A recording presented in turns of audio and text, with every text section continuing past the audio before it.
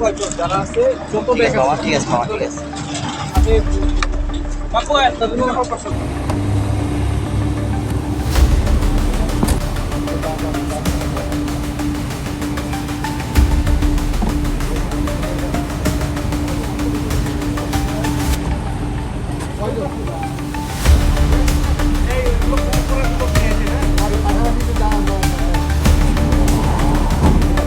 আমরা যশোরের পালবাড়িতে একটি যাত্রীবাহী পরিবহনে কাজী পরিবহনে আমরা অভিযান চালিয়ে 197 পিস উইনকেরেক্স এবং ইন্ডিয়ান যে স্কার্ফ সেটা আমরা ধরতে সক্ষম হয়েছি।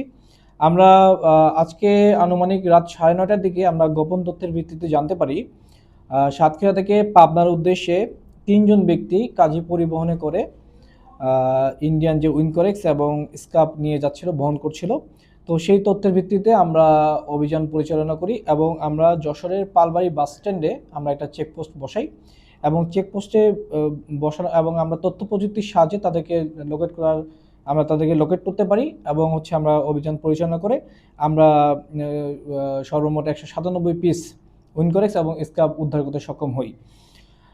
আমাদের এই অভিযান অব্যাহত থাকবে।